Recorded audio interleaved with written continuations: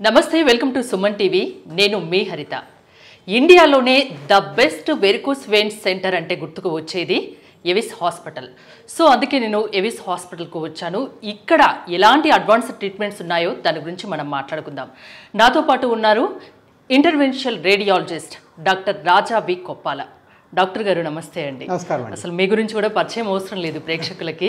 So so మీరు రెగ్యులర్గా videos చేస్తుంటారు, మీకున్న పాపులారిటీ కూడా తెలుసు మాకు. వెరికోస్ వెయిన్స్ అనగానే అందరికీ ఎవిస్ హాస్పిటల్ గుర్తుకొస్తుంది. ఇంకోటి వెరికోస్ వెయిన్స్ అనే పదం ఈ మధ్య కాలంలో ఎక్కువగా చూస్తున్నాం. ప్రాబ్లం ఇంతగా పెరిగిపోవడానికి కారణాలు ఏం చెప్తారు? సో విచిత్రంగా దీనికి ఆన్సర్ యాక్చువల్గా ప్రాబ్లం అంతా పెరగలేదు, ప్రాబ్లంలో అవగాహన పెరిగింది. డిఫరెన్స్ ఏంటంటే సింపుల్గా మాట్లాడుకోవాలంటే అడ్వాన్స్డ్ వెరికోస్ వెయిన్స్ 20% భారతీయులకు ఉంటుంది. మొత్తం ఎర్లీ వెరికోస్ వెయిన్స్ కూడా కలుపుకుంటే 40% భారతీయులకి. అంటే ఇప్పుడు ఈ రూమ్లో మనం 5 ఉన్నాం అంటే 2 ఉంది వెరికోస్ వెయిన్స్. అలా మన రోడ్డు మీదకి వెళ్తే 100 మంది చూసాం అనుకోండి, 40 మందికి ఉంటుంది వెరికోస్ వెయిన్స్. ఇది చాలా కామన్ ప్రాబ్లం. అంటే సాధారణ సమస్యగానే చూడాలా దీన్ని? సాధారణ సమస్య అంటే కామన్ సమస్యగా చూడాలి, కానీ దీని పరిణామాలు చాలా తీవ్రంగా ఉండొచ్చు. అది నెక్స్ట్ స్టెప్. బట్ ఇప్పుడు ఏమైంది సార్, ఇన్ని వెరికోస్ క్లినిక్లు వచ్చాయి ఏంటి రాజాగారు, మీరే మొదలెట్టారు, తర్వాత పక్కన ప్రతి మూలకి ఒకటి వచ్చాయి. ఎందుకంటే అది అవగాహన పెరగటం వల్ల. ఆ అవగాహన పెంచడానికి మనం చేసే ఏవైతే కార్యక్రమాలు ఎవిస్ హాస్పిటల్ చేపట్టిందో అవి ఘన విజయం అని చెప్పాలి. దగ్గర 8 ఏళ్ళుగా ఇదే పాట పాడుతూ ఎంతోమందికి ఇదే విషయం ఎక్స్ప్లెయిన్ చేస్తూ ఎన్నో ఊర్లకు వెళ్తూ ఎన్నో రాష్ట్రాలకు వెళ్తూ ఇది చెప్పడం వల్ల దీని మీద అవగాహన బాగా పెరిగి దాని సంఖ్య పెరిగింది. సంఖ్య కొత్తగా నంబర్ పెరగల, ఇదేదో అంటువ్యాధిలాగా అవగాహన పెరగడం వల్ల ఎక్కువ మనకు కనిపిస్తుంది. రియలైజ్ అయ్యి తొందరగా వస్తూ తొందరగా దీన్ని ట్రీట్మెంట్ చేసుకోవడానికి చాలా మంది ఇంట్రెస్ట్ చూపిస్తున్నారు. ఇప్పుడు రెగ్యులర్గా మీరు ఎంతో మంది వందలాది మంది పేషెంట్స్ చూస్తున్నారు కదా వెరికోస్ వెయిన్స్కి సంబంధించి. ఎలాంటి వారిలో ఈ ప్రాబ్లం ఎక్కువగా వస్తుందంటే ఏం చెప్తారు? వెరికోస్ వెయిన్స్ అత్యధికంగా మనం ఎక్కువగా చూస్తాం కొన్ని ఫ్యామిలీస్లో రన్ అవుతుంది. నెంబర్ 1 ఏంటంటే దీని వంశపారంపర్యత అంటాం కదా, అది చాలా ఎక్కువ వెరికోస్ వెయిన్స్కి. ఇది పోతే రెండోది ఒబీస్ పీపుల్, బాగా లావుగా ఉండేవాళ్ళలో, బాగా వయసు ఎక్కువ ఉండేవాళ్ళు కూడా మనం ఎక్కువగా వెరికోస్ వెయిన్స్ చూస్తాం. ఎస్పెషలీ మనం ఇప్పుడు 20 to 40% చెప్పుకున్నాం కదా. ఒబీస్ పీపుల్ అంటే బాగా వెయిట్ ఎక్కువ ఉండవు, 50% మంది వరకు ఉంటుంది వెరికోస్ వెయిన్స్. సో వీళ్ళు ఎక్కువ చూస్తాం. కొంతవరకు ఒక ఆలోచన ఏంటంటే ఎక్కువగా నిల్చొని జాబ్స్ చేసుకునే వాళ్ళు లేకపోతే ఎక్కువ నిల్చొని ఉండేవాళ్ళలో వెరికోస్ చూస్తాం అనేది ఒక పాయింట్. కొంతవరకు అది నిజమే, కానీ ఇక్కడ ఈ వెరికోస్ వెయిన్స్ ఏర్పడటం అనేది నేను చెప్పినట్టుగా జెనెటిక్ చాలా కామన్గా వచ్చేది. ఈ వెరికోస్ వెయిన్స్ యొక్క తీవ్రత మాత్రం కొంచెం ఎక్కువ నిల్చొని కాలు కదపకుండా ఒకే స్పాట్లో నిల్చొని ఒకే దగ్గర పని చేసుకునే వాళ్ళు ఎక్కువగా చూస్తాం. కొంతవరకు అది నిజమే, కానీ ఇది రావడానికి ప్రధానమైన కారణం మాత్రం జెనెటిక్స్ అనే చెప్పాలి. కొంతమంది ఫిట్నెస్ కోసం చాలా ఎక్కువ ఎక్సర్సైజ్ చేస్తారు, వాళ్ళకు నరాలు ఉబ్బినట్టుగా కనిపిస్తాయి, అవి కూడా వెరికోస్ వెయిన్సేనా? యాక్చువల్గా అవి కావండి. సో బేసిక్ అంటే ఈ సిరలు అయితే ఉంటాయో మనకి పనిచేసేవి, ఈ మసిల్ బిల్డింగ్ చేసేవాళ్ళు ఏంటంటే ఎక్కువ వాల్యూమ్ బ్లడ్, ఎక్కువ రక్తం తీసుకొని వెళ్ళినప్పుడు అది కాస్త ఉబ్బి అలాగే స్ట్రైట్గా మార్గంలో ఉంటుంది. వెరికోస్ వెయిన్స్ స్ట్రైట్గా ఉండవు, వంకలు తిరిగి ఉంటాయి. సో వెరికోస్ వెయిన్స్ మనం మసిల్ బిల్డింగ్ చేసే వాళ్ళు వచ్చే స్ట్రైట్గా ఉండే నరాలు అయితే పొలాల్లో కొంతమంది స్ట్రైట్గా ఉంటాయి, అంటే బాగా బలసాల్లోకి. ఇది చాలా తేడా ఉంటుంది. వెరికోస్ వెయిన్స్ వంకలు తిరిగి ఉంటాయి, కొంచెం కలర్ మారి ఉంటుంది, కొంచెం ఉబ్బులు వస్తాయి, కొంచెం నొప్పులు వస్తాయి. ఇవన్నీ వెరికోస్ వెయిన్స్ లక్షణాలు. ప్రెగ్నెన్సీ టైంలో అంటే అంతకు ముందు లేకున్నా ప్రెగ్నెన్సీ టైంలో ఈ వెరికోస్ వెయిన్స్ రావచ్చా? వస్తే ఏమన్నా ఎఫెక్ట్ ఉంటుందా ప్రెగ్నెన్సీ లేడీస్లో? డెఫినెట్గా అండి. ప్రెగ్నెన్సీస్లో వెరికోస్ వెయిన్స్ చాలా common. 2 out of 3 pregnant women అంటే 3లో 2కి వెరికోస్ వెయిన్స్ వస్తుంది వాళ్ళ జీవితకాలంలో.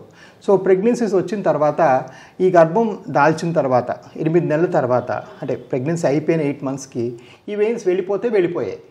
అవి వెళ్లకుండా ఇంకా అప్పటి తర్వాత కూడా ఉండిపోతే మాత్రం యూజువల్గా అది పర్మనెంట్గా ఉండిపోతాయి. సో ప్రెగ్నెన్సీ అప్పుడు ఈ బేబీ వెయిట్ వల్ల ఈ పొట్ట లోపల వెయిన్స్ నొక్కుబడి బ్లడ్ సరిగ్గా పైకి ప్రవహించకుండా మళ్ళీ కిందకి వెళ్ళిపోతుంది. అందుకని ప్రెగ్నెన్సీ చాలా ఫ్రీక్వెంట్గా వెరికోస్ వెయిన్స్ చూస్తాం మనం. ప్రతి 5గురిలో 2కి వెరికోస్ వెయిన్స్ ఉన్నాయంటున్నారు. సో ఎలాంటి సిమ్టమ్స్ కనిపించినప్పుడు మీలాంటి ఇంటర్వెన్షనల్ రేడియాలజిస్ట్ డాక్టర్ దగ్గరికి రావాలి? సో ఈ సిమ్టమ్స్కి వచ్చేటప్పటికి ఏంటంటే మనం గుర్తుపెట్టుకోవాల్సిన విషయం, అందరికీ అన్ని సిమ్టమ్స్ ఉండవు. ఓకే, కొన్ని ఏమో సిమ్టమ్స్ అంటే నొప్పులు, బాధలు, కష్టాలు, కొన్ని ఏమో సైన్స్ అంటే బయటికి కనిపించడం. ఈ రెండిట్లో కూడా కలిపి చూసుకోవాలి మనం. కొంతమందికి ఏంటి వెయిన్స్ ఈ చారల్లాగా చూడటానికి కొంచెం అందవికారంగా కాలంతా ఇలా చారలాగా ఏర్పడతాయి కొంతమందికి, అది సైన్స్ అంటే కనిపించేది. కొంతమందికి నొప్పి, బాధ ఎటువంటివి లేకుండా కూడా మోకాలు కింద భాగం అంతా నల్లబడిపోతుంది, అది కూడా వెరికోస్ వెయిన్స్ లక్షణమే. అలా కాకుండా కొంతమందికి కాలు నొప్పులు, కాలు వాపులు, కాళ్ళు బాధలు, కాళ్ళలో నలుపు రావటం, ఇవన్నీ కూడా చూస్తాం. ఇవన్నీ కూడా వ్యారికోస్ లక్షణాలే. సో ఇలాగా వ్యారికోస్కి రకరకాల లక్షణాలు ఉంటాయి. కొన్ని కనిపించేవి, కొన్ని మనం ఫీల్ అయ్యేవి. అందరికీ అన్నీ ఉంటాయని అనుకోకూడదు. యూజువల్గా ఆడవాళ్లలో కాళ్ళ నొప్పులు, పిక్కల నొప్పులు, తొడల నొప్పులు మనం చూస్తాం. మగవాళ్ళు ఈ వెయిన్స్ కనిపించి కాళ్ళు నల్లగై కాళ్ళు పుళ్ళు పట్టడం చూస్తాం. మగవాళ్ళు నొప్పులు పెద్దగా ఫీల్ అవ్వరు. సో బట్ ఇవన్నిటికీ ట్రీట్మెంట్ ఒకలాగే ఉంటుంది. దీనికి సరైన వాస్కులర్ డాక్టర్లు ట్రీట్మెంట్ చేస్తేనే ఇవి బాగవుతాయి. అంటే పెయిన్తో కూడుకున్నావా ఈ వ్యారికోస్ వెయిన్స్ అనేది? చాలా ఫ్రీక్వెంట్గా 70% మందికి పెయిన్ ఉంటుంది. వ్యారికోస్ వెయిన్స్ వల్ల కాళ్ళు నొప్పులు, కాళ్ళు బాధ, కాళ్ళు లాగటం, కాళ్ళు సాయంకాలం నొక్కి పెట్టాలనిపించడం, నొక్కి పెడితే బెటర్ అనిపించడం, ఇవన్నీ కూడా వ్యారికోస్ లక్షణాలు. గుండె జబ్బుకి వ్యారికోస్ వెయిన్స్కి సంబంధం ఉంటుందా? గుండె జబ్బుకి వ్యారికోస్ వెయిన్స్కి కొంచెం రిమోట్ సంబంధం ఉంది. ఏమవుతుందంటే కాళ్ళలో ఈ ఉబ్బిన సిరల్లో బ్లడ్ అంతా క్లాట్ అయ్యి ఆ బ్లడ్ గడ్డ కట్టేసి ఆ గడ్డలు గుండెకి పాకే అవకాశం చాలా ఉంటుంది. దాన్ని పల్మరీ ఎంబలిజం అంటారు. ఒకప్పుడు నేను అమెరికాలో ఉండేటప్పుడు ఇది చాలా రేర్ అని చెప్పేవాడిని. యాక్చువల్గా ఏం గుండె సమస్య లేదు, కనెక్షన్ లేదని చెప్పేవాడిని. దురదృష్టవశాత్తు ఇండియా వచ్చిన తర్వాత I have seen more than almost 50 cases. అంటే అది చాలా తక్కువ అనుకోండి, ఇప్పటికీ కూడా నేను చూసే కొన్ని వేల కొద్ది కేసుల్లో. అయినా కూడా 50 మందికి ఈ కాల్లో ఏర్పడిన క్లాట్ కాస్త గుండెకి వెళ్ళటం అనేది చాలా దురదృష్టకరం. అలా వెళ్ళకూడదు. అలా వెళ్ళిందంటే ఒక చిన్న 5 నిమిషాల్లో అయిపోయే ఆపరేషన్ కోసం మనం ఐసీయూలో అడ్మిట్ అయ్యి ఎంతో కష్టం అనిపించినట్టు అవుతుంది. సో అవన్నీ చేయకూడదు. సో డెఫినెట్గా దానివల్ల దానికి కాంప్లికేషన్స్ ఉంటాయి. ఎప్పుడు ప్రాణాంతకంగా మారుతుంది ఈ క్లాట్ గుండెకి పాకి గుండె బ్లాక్ అవటం కానీ, లేదా కొంతమందికి తీవ్రమైన ఇన్ఫెక్షన్ కాళ్ళలో రావటం కానీ, ఇవి రెండు కానీ వస్తే మాత్రం ప్రాణాంతకమయ్యే అవకాశం ఉంటుంది. ఇది చాలా రేర్ అని చెప్పాలండి. నిజం చెప్పడానికి ప్రతి వాళ్ళకి అయిపోతుందని చెప్పుకోకూడదు. లేదా ఇది ప్రాణభీతితో అంటే ఇది వస్తే ప్రాణం పోతుంది అంటే జస్ట్ మనము అవగాహన కల్పిస్తున్నాం. ఆ సిమ్టమ్స్ కనిపిస్తే డాక్టర్ దగ్గరికి రావాలనే అవగాహన వాళ్ళలో ఉండాలి. కరెక్ట్. మీరు తరచూ కాళ్ళు ఇన్ఫెక్షన్స్ వచ్చినా, ఈ వెయిన్స్ ఉబ్బి కనిపించినా, కాళ్ళు నొప్పులున్నా ఇమ్మీడియట్గా మీరు ఒక వాస్కులర్ డాక్టర్కి వెళ్ళి దీనికి పూర్తిగా పరిష్కారం, ఇది పూర్తిగా తగ్గే మార్గం ఏంటి అని కనుక్కోవడం మీ బాధ్యత. గ్రేడ్స్ ఉంటాయా దీంట్లో కూడా? డెఫినెట్గా ఉన్నాయండి. వ్యారికోస్ వెయిన్స్లో 6 గ్రేడ్స్ ఉంటాయి. 6వ స్టేజ్లు అంటే కాళ్ళు పుళ్ళు పడతాయి. 5వ స్టేజ్లు అంటే కాళ్ళు నల్లగా అయ్యి బాగా చిన్న చిన్న పుళ్ళులాగా బాగా నొప్పిగా ఉంటుంది. కాళ్ళలో పుళ్ళు పడితే చాలా నొప్పి ఉంటుంది. వాళ్ళు వర్క్ వెళ్ళలేరు. 1% of Indians don't go to work because of leg ulcers. భారతదేశంలో 1% భారతీయులు పనికి కాళ్ళ పుళ్ళు వల్ల వెళ్ళలేరు. ఇంకో విషయం ఏంటంటే ఈ 6వ స్టేజ్ వ్యారికోస్ వెయిన్స్లో వచ్చిన పుళ్ళు చాలా మటుకు వెరికోస్ వెయిన్స్ వల్ల వచ్చినవి. చాలామంది కొన్ని అపోహ అంటే షుగర్ వల్ల పుళ్ళు అని తప్పు. షుగర్ కన్నా మచ్ మోర్ కామన్ ఇది వ్యారికోస్ వెయిన్స్. 5వ స్టేజ్లో చిన్న చిన్న పుళ్ళు ఏర్పడతాయి. 4వ స్టేజ్లో కాలు బాగా నల్లగయి చర్మం దాని నార్మల్ సౌందర్యాన్ని కోల్పోయి చూడడానికి చాలా అష్టవకరంగా ఉంటుంది. 3వ స్టేజ్లో అంటే కాళ్ళు నొప్పులు, కాళ్ళు బాధ, కాళ్ళు పడితే బెటర్ అనిపించడం, కాళ్ళు ఉబ్బటం చూస్తాం. 1-2 స్టేజ్లో సిమ్టమ్స్ ఉండవు. ఆ వెయిన్స్ చూడడానికి అష్టవకరంగా, చూడడానికి అందవికారంగా అనిపిస్తాయి. అది 1-2 స్టేజ్లు అనమాట. అది కాస్మెటిక్ స్టేజ్ అంటాం. కొన్ని రకాల మెడిసిన్స్ వల్ల, అదర్ హెల్త్ ఇష్యూస్ వల్ల కూడా ఈ ప్రాబ్లం రావచ్చా? ఈ ప్రాబ్లమ్ మెడిసిన్స్ వల్ల రాదండి. బట్ ఇక్కడ ఇంకో గమనించాల్సిన విషయం ఏంటంటే మెడిసిన్స్ వల్ల తగ్గదు కూడా. చాలా మంది పేషెంట్స్ ఒక అపోహ ఏంటంటే పబ్లిక్ ఇండియాలో అన్ఫార్చునేట్లీ ఒక చాలా దారుణమైన విషయం ఏంటంటే ప్రతిదానికి మందు అడుగుతారు. యాక్చువల్గా మనం గట్టిగా మాట్లాడితే దగ్గర సగం వ్యాధులకి మందు లేదు. మెడికల్ ఐసీడీలో ఇంటర్నేషనల్ క్లాసిఫికేషన్ డిసీజ్లో 11,000 నుంచి మందులు ఉన్నాయి. అందులో 6,000 వరకు మందులే లేవు. ఈ హాస్పిటల్లో డాక్టర్లు ఊరికే 8-10 మందులు రాయడం అనేది ఒక చిన్న స్కామ్ అంతే. అందుకని ఏం లేదు, అది తగ్గే సగం మందులు కూడా ఉండవు దానిలో.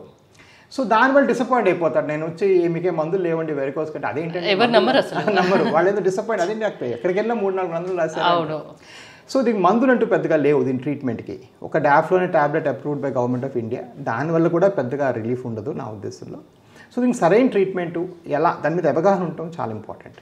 వెరికోస్ వెయిన్స్ ట్రీట్మెంట్ అంటే ఎవిస్ ఫస్ట్ లిస్ట్లో ఫస్ట్ నేమ్ ఉంటుంది. సో ట్రీట్మెంట్ ఆప్షన్స్ ఏముంటాయి ఇక్కడ? ఎలాంటి అడ్వాన్స్డ్ ట్రీట్మెంట్స్ ఉన్నాయి?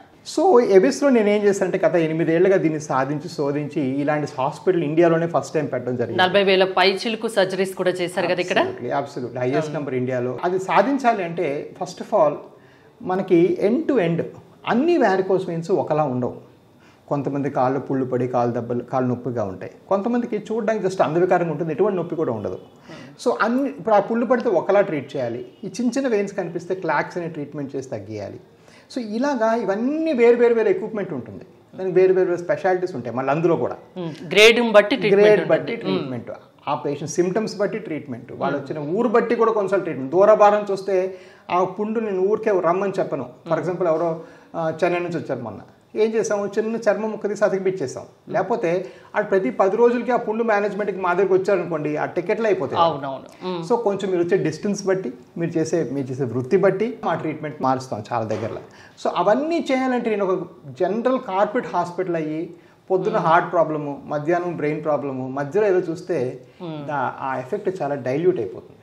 దీన్ని ఎండ్ టు ఎండ్ ఒక ప్యాషన్లా ట్రీట్ చేస్తేనే దీనిలో ట్రీట్మెంట్ రిజల్ట్స్ బాగుంటాయి. అంటే పర్మనెంట్ క్యూర్ అనేది ఉంటుందా వారికోస్ వెయిన్స్కి? అబ్సల్యూట్లీ అండి. 97% ఆఫ్ ద పీపుల్కి మళ్ళీ ఈ ప్రాబ్లం రాదు.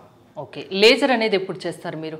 లేజర్ అనేది ఏంటంటే మనం వెరికోస్ వెయిన్స్ చెక్ చేసినప్పుడు బ్లడ్ సరిగా ఫ్లో అవ్వకపోతే ఒక చిన్న సూది పెట్టి ఆ వెయిన్ లోపలికి లేజర్ పంపించి అవి చేసి పూర్తిగా తగ్గించేస్తాం. అంటే వన్స్ ట్రీట్మెంట్ చేయించుకున్నాక అది తిరిగి వచ్చే అవకాశం ఉంటుందా? సో ట్రీట్మెంట్ చేసుకున్నాక ఈ 97 మంది మనం సక్సెస్ అవుతుంది, 2 నుంచి 3% మంది మళ్ళీ వచ్చే అవకాశం ఉంటుంది ఆబ్వియస్లీ. అంటే ఎందుకని?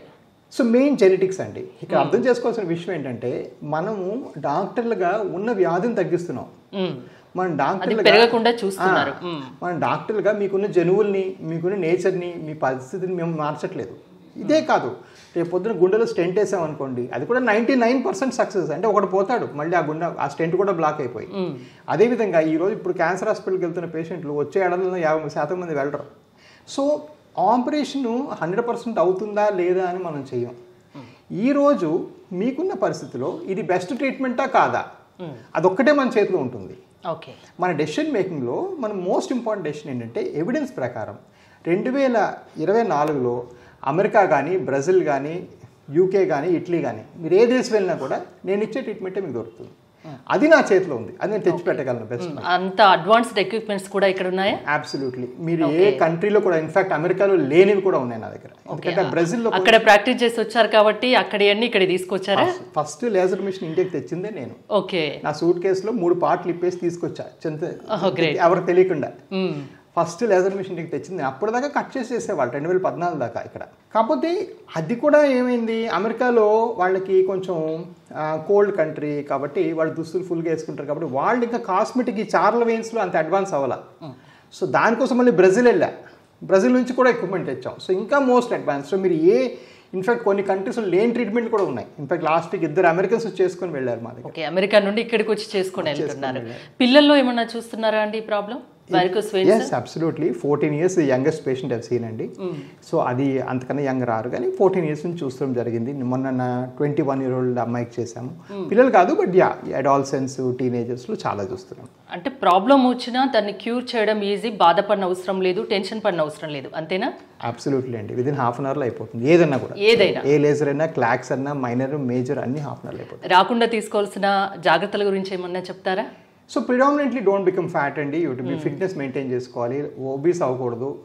అండ్ ఎవరికైనా వెరికోస్ వచ్చే తత్వం ఉంటే, అంటే ఫర్ ఎగ్జాంపుల్ పేరెంట్స్కో ఉంటే ఫ్రీక్వెంట్గా వాక్ చేయాలండి. ప్రపంచవ్యాప్తంగా ఇప్పుడు actually we're seeing the benefits of walking. In fact కొన్ని ఫారిన్ కంట్రీస్లో మన జాబ్ ఇంటర్వ్యూస్ కూడా వాక్ వ్యూస్ అంటున్నారు, నడుచుకుంటూ మాట్లాడతారు ఇప్పుడు స్టాన్ఫర్డ్ అన్నిట్లో. సో అలాగా we should actually create this culture of, ఇప్పుడు మీరు కూడా ఫర్ ఎగ్జాంపుల్ మీడియా 1 hour నాతో షార్ట్ ఉంది, మీరు కూడా అంటే అరగంటకు ఒకసారి లేచి బ్రేక్ తీసుకొని నడుస్తూ ఉండాలి. So keep walking, the more you walk the better you are. So ఒకే చోట అలా కూర్చొని ఉండకుండా నడుస్తూ ఉండండి, హెల్తీగా ఉంటారు అంటున్నారు, అంతేనా?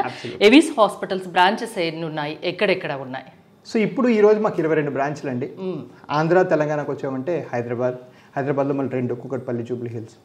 మళ్ళీ మా దగ్గర బ్రాంచ్ విజయవాడ, వైజాగ్, రాజమండ్రి, తిరుపతి, అనంతపురము, కర్నూలు, ఇవన్నీ కూడా మా బ్రాంచెస్ ఉన్నాయి. అలాగే తమిళనాడులో బ్రాంచెస్ ఉన్నాయి, కర్ణాటకలో బ్రాంచెస్ ఉన్నాయి, అండ్ లాస్ట్లీ బెంగాల్లో కూడా బ్రాంచెస్ ఉన్నాయి. థ్యాంక్ యూ డాక్టర్ రాజా గారు. వెరికోస్ వెయిన్స్కి అస్సలు భయపడిన అవసరం లేదు, అడ్వాన్స్డ్ ట్రీట్మెంట్స్ ఎవిస్ హాస్పిటల్లో ఉన్నాయని చెప్తున్నారు, అంతేనా? Thank you so much. మీరు కనుక వెరికోస్ వెయిన్స్కి ఎవిస్ హాస్పిటల్లో ట్రీట్మెంట్ చేయించుకోదలుచుకుంటే స్క్రీన్ పై స్క్రోల్ అవుతున్న నెంబర్స్కి కాల్ చేసి కాంటాక్ట్ అవ్వచ్చు. చూస్తూనే ఉండండి సుమన్ టీవీ.